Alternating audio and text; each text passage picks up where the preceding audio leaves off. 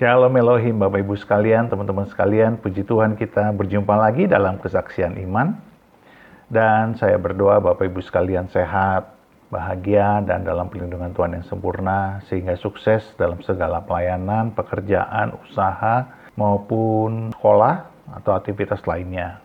Tuhan memberkati kita semua dan kita bersyukur bahwa Tuhan baik buat kita semua. Puji Tuhan. Baik Bapak Ibu sekalian, teman-teman sekalian, hari ini kita berjumpa dengan Ibu Anna Shirley. Beliau adalah seorang artis ya, yang dulu sangat terkenal dalam film-film Warkop.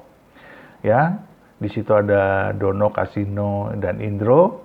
Dan puji Tuhan, beliau dijamah Tuhan, dilawat Tuhan, mengalami Tuhan ketika beliau sedang sakit keras, yaitu mengalami sakit hepatitis A, B, dan C, nyaris meninggal Bapak Ibu sekalian. Nah, bagaimana ceritanya sehingga beliau yang begitu melupakan Tuhan, akhirnya ingat akan Tuhan ketika dalam kondisi sakit keras. Baiklah, Bapak Ibu sekalian, kita dengarkan kesaksiannya. Tuhan memberkati. Saya ada di sini mengucap syukur banget. Nggak ngaruh buat saya mau apa latar belakang ibu-ibu semuanya. Mau pemulung kek, mau tukang pijit kek, mau pedagang kaki lima kek, mau apapun itu, saya nggak peduli. Karena yang saya lihat, ibu-ibu adalah orang-orang yang berharga di mata Tuhan. Tuhan Yesus mati buat ibu-ibu. Kalau saya ada di depan sini, bukan berarti saya paling hebat dari ibu-ibu, bapak-bapak. Saya ada di depan sini bukan karena saya yang paling dicintai Tuhan. Bukan, amin. Amin. Kita semua sebelum dunia dijadikan sudah dipilih oleh Allah. Amin. Amin. Amin. Waktu ada di kandungan ibu kita pun Tuhan sudah mengenal kita. Amin. Dia yang membentuk kita dengan jari-jari buatan tangannya. Amin. Jadi kalau saya ada di sini berarti saya meresponi panggilan Tuhan dengan press on, kejar terus hadirat Tuhan. Kalau saya ada di sini daripada yang lain-lainnya, karena saya gila-gilaan cari Tuhan. Amin. Karena saya bertobatnya juga gila-gilaan. Waktu berdosa gila-gilaan ikut setan. Masa ikut Tuhan gak bisa gila-gilaan juga? Amin. Iya, namanya tadi udah disebut Anna Shirley, pemain lika-liku laki-laki. Udah laku-laku. Ya, lika-liku laki-laki yang udah laku dibeli Tuhan Yesus. Terus film Warkop, sabar dulu dong. Nah, film Warkop ya masih diulang aja sampai sekarang. Dalam hati saya, gimana orang mau lupa saya ya? Dari saya langsing sampai gede dikit, sampai langsung ya. Nah, kan filmnya masih diulang. Sama kayak sinetron si Entong ya, Empok Lela. Itu juga dari Entong piyik segini, entong sedang, entong gede, udah entong mau kawin. Masih syuting kemarin di COVID tahun berapa itu? Ya, itu udah panjang sekali episodenya. Gimana orang mau lupa ya sama Mpok Lela? Iya, tokoh Betawi. Nah, sekarang ditangkap jadi artisnya Tuhan Yesus. Amin. Karena apa yang merupakan keuntungan dahulu, kini ku anggap rugi. Karena pengenalan akan Kristus Yesus lebih dari segalanya. Bahkan segala sesuatu ku anggap sampah. Ya, sama. Kita juga semua dulu juga sampah. Kita ketemu pemulung agung. Saya dulu sampah. Ya, sama. Saya hidupnya gak benar. Orang ngelihatnya dia artis terseksi, cover majalah populer, artis Warkop yang paling seksi, Indo Belanda, ya kan? Dia nggak tahu luarnya mengkilat, dalamnya kayak kuburan banyak ulat. Karena firman Tuhan berkata, akulah yang menyelidiki segala sesuatu. Ya, manusia melihat yang kelihatan, kinclong, gemerlapan, enak hidupnya selebritis, tapi yang tahu hati kita cuma Tuhan Yesus. Amin. Walaupun saya pemain komedi terbaik, terima Piala Vidya tahun 97 apa 95 itu saya lupa. Pokoknya saya pemain komedi terbaik lika-liku laki-laki sama almarhum Ria Irawan. Ya, saya bisa komedi di depan orang, saya bisa ngelucu di depan orang. Tapi siapa yang ngelucuin saya? Siapa yang bikin saya ketawa? Nggak ada. Giliran sampai kamar nangis, Giliran sampai kamar minum red label, blak blak blak blak blak. Giliran sampai di kamar minum itu whisky, blak blak blak blak. Tiada hari tanpa sadar. Tapi artis paling seksi, artis top, artis hebat, pinter komedi, sederetan warkop, dia nggak tahu begitu nyampe rumah. Wow, jangan biarkan kita sadar. Tiada hari tanpa sadar. Kenapa kok emangnya mabok mulu? Dah. Karena saya terlahir dari keluarga broken home. Mama saya kawin cerai. Kirain papa saya yang ini, masih bukan juga, cerai lagi. Kirain papa saya lagi, bukan juga, kawin cerai, kawin cerai. Begitu aja seterusnya. Akhirnya saya kayak kurang perhatian. Mungkin mama saya pengen supaya anaknya gak broken home nih, jadi dimasukin atlet renang. Wah, di situ juga saya berprestasi dong. Juara masuk prapon ke-11, juara gaya dada. Musuh saya waktu itu perenang terhebat Elvira Rosa Nasution. Wah, kalau ada yang tahu ya. Jadi udah deh, saya sukses di bidang atlet, saya sukses di bidang film. Tapi bagaimana? Ada jalan yang disangka orang lurus, tetapi ujungnya menuju maut. Untung ada Tuhan Yesus. Bukan saya yang cari dia, bukan saya yang cari Tuhan, tapi Tuhan yang cari saya. Bukan saya yang mengasihi Tuhan, tapi Tuhan yang mengasihi saya. Pada waktu saya kebanyakan mabok, kebanyakan obat-obatan terlarang, saya divonis kena suatu penyakit yang tidak bisa sembuh. Nah, di situ saya ketemu Tuhan secara pribadi. Saya diopnam. Sakit udah parah sampai keluarga disuruh kumpul, kata dokter panggil papahnya yang di Manado, kumpul semuanya. Bahkan ada yang udah kasih formulir paket kematian, orangnya masih napas, dikasih paket kematian. Mau dikremasi dibakar apa mau dikubur, lu kata gua kambing dibakar. Ini masih napas, ini mesin napas. Mau kayu jati petiknya apa kayu sumpit? Bercanda. Istilah kata kita itu masih napas, tapi dokter sudah vonis tidak lama lagi. Karena hancur saya punya liver. Saya kena penyakit hepatitis A, B, C.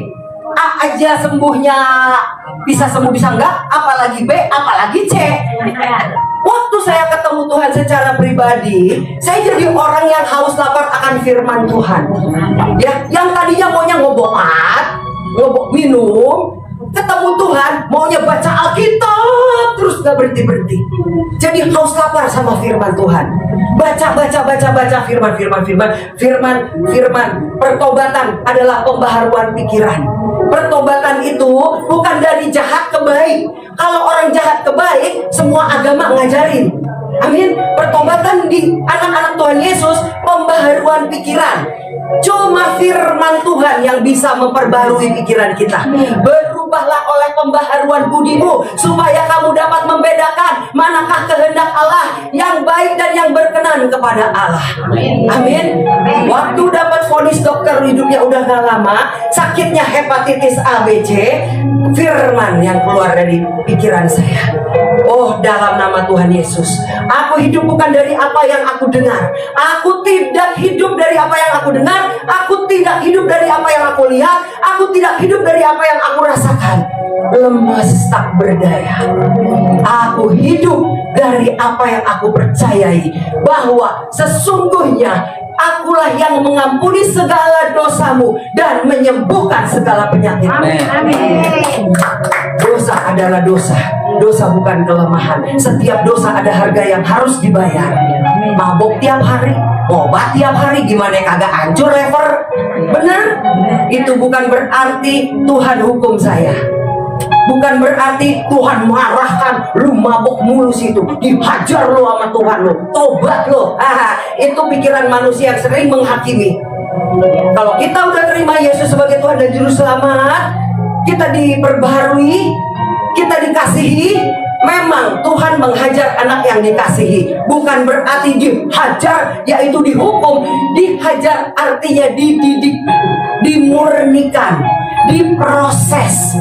Dari yang karakter pemabuk pemarah, parah, dikit-dikit marah, gua hajar, gua hantem, siapa berani sama gua, kayak preman asli.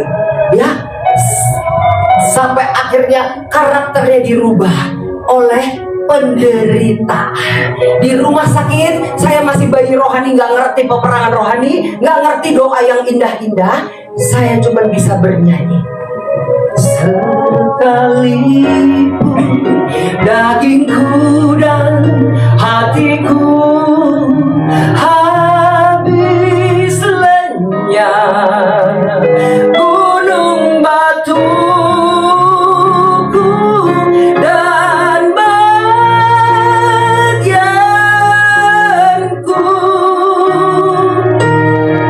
tetaplah Allah selama-lamanya. Amin. Tuhan, sekalipun dagingku dan hatiku habis lenyap, nggak ada obat untuk sembuhin saya, Engkau tetap Allah yang baik. Aku tetap menyembahmu, aku tetap ikut Engkau, aku tetap bersyukur apapun yang terjadi. Akhirnya dokter ambil lagi darah saya untuk periksa. Diambil darahnya. Waktu saya disuntik, saya cuma bilang, Engkau dan aku adalah satu. Kristus di dalamku, aku di dalam Kristus. Darah yang ada di dalam tubuhku adalah darah Yesus. Diambil darahnya, 1 minggu hasilnya datang. Kaget, Bu, luar biasa, Bu. Ini yang A hilang, tinggal B, tinggal C. Aku tolak, aku tidak hidup dari apa yang manusia katakan. Aku hidup dari apa yang firman Tuhan katakan.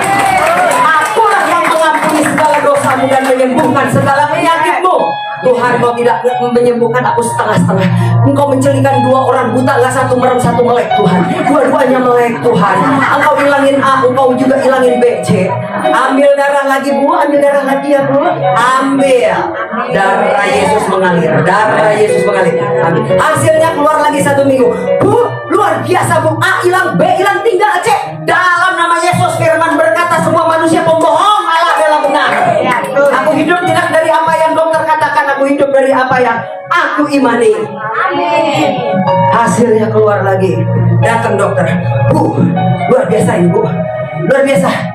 Ini hepatitisnya hilang semua, Bu. Ibu dapat kabar baru dari Tuhan, Bu. Amin. Haleluya. Hepatitisnya hilang. Ibu dapat level baru. Ibu dapat antibodi 2 kali lipat dari sebelumnya. Itulah. Kalau kita ada persoalan, ada pencobaan, ucap syukur. Jangan fokus pada masalah. Kita lagi merayakan Natal. Ya, Maria. Kita belajar dari Maria. Dia lagi, mungkin dia lagi duduk-duduk sama Yusuf, atau dia lagi apa? Tiba-tiba dia dapat kabar, atau dia lagi tidur dapat mimpi. Maria, kamu akan mengandung. Kamu akan mengandung seorang juru selamat. Namanya dia Yesus. Hah? Apa nggak bengong Maria? Hah? Dia nggak nyangka. Apa iya Tuhan menjadi manusia melalui saya? Tapi apa reaksinya Maria? Saya baca dengan singkat-singkat saja, supaya ini kita ngerti ada hubungannya dengan kesaksian.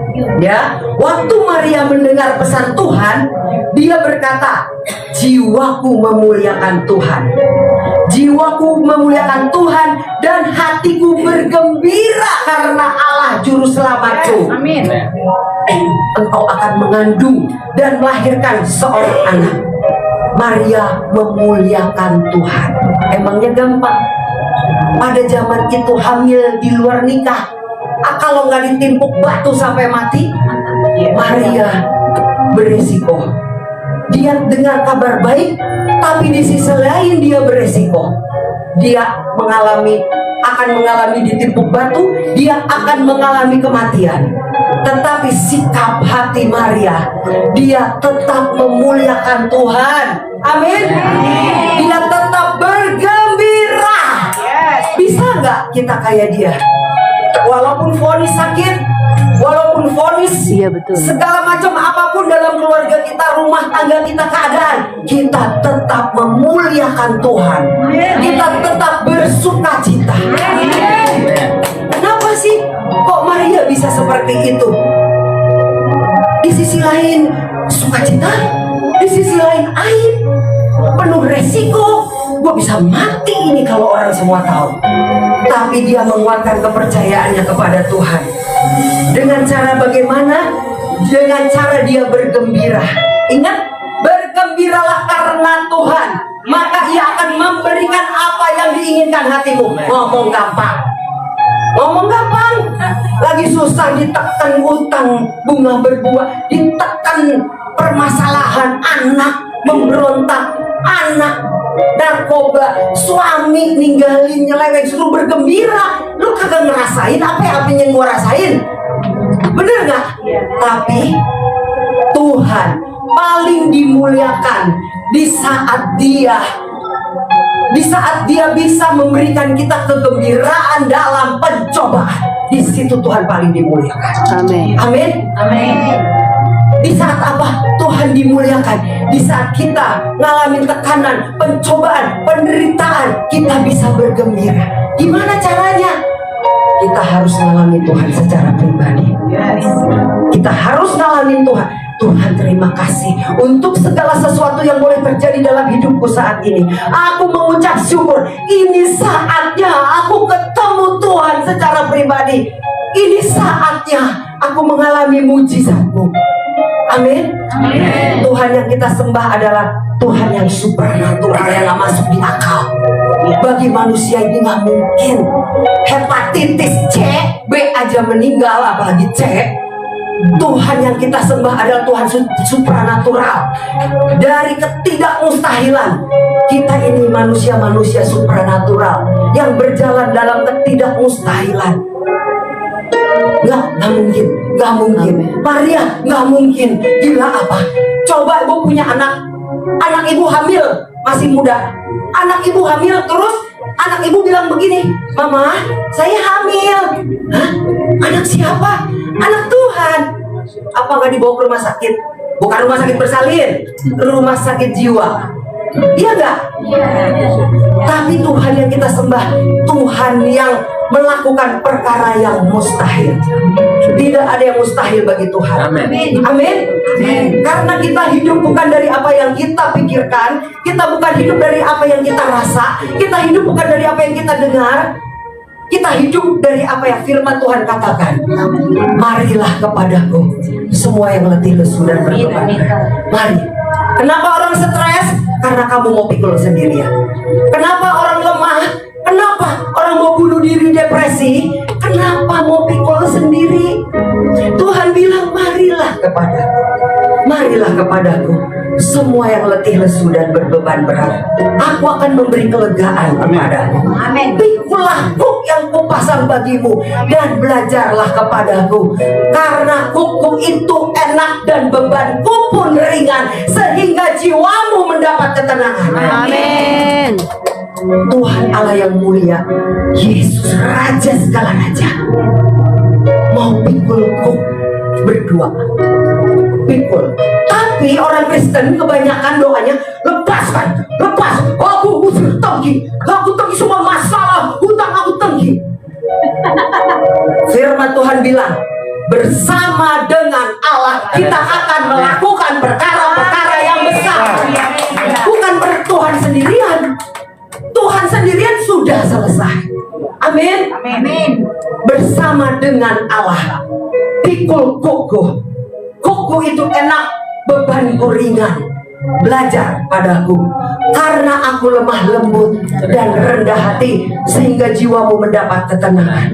Amin. Amin. Mulai sekarang, tanggalkan koko, tanggalkan beban, tanggalkan semua yang menghalangi pikiran-pikiran. Ya, pembaharuan pikiran itu pertobatan. Lawan dengan firman. Ada tertulis, manusia hidup bukan dari roti saja, tapi dari setiap firman yang keluar dari mulut Allah. Amin. Amin. Allah adalah kasih. Kita nggak lagi dihukum. Ibu-ibu, apapun masalah ibu-ibu, bapak-bapak semua yang berat nggak dijawab-jawab, kadang-kadang nggak dijawab-jawab lama. Ini Tuhan ada apa enggak sih? Ini Tuhan jawab doa nggak sih? Sepertinya Tuhan nggak jawab doa. Kenapa? Kenapa dia ulur lama? Karena dia mau beri yang terbaik. Amin. Karena ada firman bilang, bagi dialah yang dapat melakukan jauh lebih dari apa yang kamu pikirkan dan doakan. Oke, kalau kita lagi berdoa gak dijawab-jawab, artinya dia sedang melakukan jauh lebih banyak dari apa yang kamu pikirkan dan doakan, seperti yang nyata yang tertulis di dalamnya. Amin. Sabar, tetap bertahan, bertekun, tetap mengucap syukur. Amin. Seperti Maria, dia bersuka cita. Ya, apapun resiko, kita sedang diperhadapkan pada resiko. Tuhan Allah berjalan di depan kita. Dia berperang bagi kita. Sekalipun itu kesalahan kita, sekalipun itu kebodohan kita. Kadang kebodohan kita menyengsarakan kita. Gak masalah, selagi kita berbalik dari jalan kita yang jahat, kita mengaku dosa, Dia setia dan adil. Amin. Dia akan memulihkan keadaan kita. Amin. Ekonomi, rumah tangga, keluarga, terobosan-terobosan Dia akan berikan. Amin. Berbahagialah orang yang kesalahannya tidak diperhitungkan Tuhan. Amin. Amin. Nggak ada, nggak orang naik. Aduh, saya ini juga orang kaya dulunya sebelum diproses Tuhan. Ya, apapun saya punya, mau apapun saya bisa. Semua mobil mewah saya punya. Ya, rumah mewah saya punya, semua punya. Fasilitas fitness di dalam rumah, home theater di rumah, kolam berenang di rumah, lapangan tenis, meja biliar, apapun hiburan-hiburan ada di rumah. Ya, tapi orang yang berbahagia, orang yang mengandalkan Tuhan. Apa gunanya manusia memiliki harta seisi dunia kalau dia kehilangan nyawa? Amin. Jadi penderitaan apapun, sebesar apapun, kita bawa ke Tuhan. Jangan pakai kekuatan kita. Berserulah kepadaku pada waktu kesesakan. Aku akan meluputkan engkau dan engkau akan memuliakan aku. Amin. Berseru, jangan pikul sendiri. Marilah kepadaku, semua yang letih lesu dan berbeban berat, aku akan memberi kelegaan kepadamu. Oke, kenapa Maria bisa bersuka cita? Di Lukas 1 ayat 48 saya bacakan. Sebab ia telah memperhatikan kerendahan hambanya. Siapa di sini yang rendah minder? Aduh, gue cuma seorang pemulung. Aduh, minder, rendah. Aduh, gue rendah banget. Aduh, gue ketemu itu, artis papan atas, gue kan rendah. Malu, gue kan jelek, menghina Tuhan. Amin. Orang yang masih merasa dirinya rendah, minder, menghina Tuhan, nggak menghargai Tuhan. Wah, sudah angkat hidup kita. Amin. Barang siapa mengaku bahwa dia hidup di dalam Kristus, dia wajib hidup seperti Kristus telah hidup. Yes. Amin. Lupakan. Jangan ada lagi mental rendah, mental miskin, jiwa miskin. Kayak miskin bukan soal materi. Ngomong soal berkat Tuhan gak ada hubungannya sama duit. Berkat Tuhan gak ada hubungannya sama duit. Amin. Betul. Kalau kita punya Tuhan Yesus, apapun keadaan kita, itu kita sudah diberkati. Amin. Kalau kita punya Yesus, kita punya seisi dunia. Carilah dahulu kerajaan Allah, maka semuanya akan ditambahkan. Amin. Gak ada lagi yang minder, gak ada lagi yang merasa gue miskin. Dia yang kaya rela jadi miskin supaya kita menjadi kaya dalam hal kebajikan. Yang penting hati kita melekat sama Tuhan. Urusan berkat materi itu pasti menyertai. Amin. Kenapa Maria bisa bersuka cita? Lukas 1 ayat 48. Sebab ia telah memperhatikan kerendahan hambanya. Artinya, sebab ia telah memperhatikan kehinaan hambanya. Jangan dipikir kita orang rendah, orang hina gak diperhatikan Tuhan. Tuhan perhatikan. Dan segala keturunannya akan menyebut engkau berbahagia.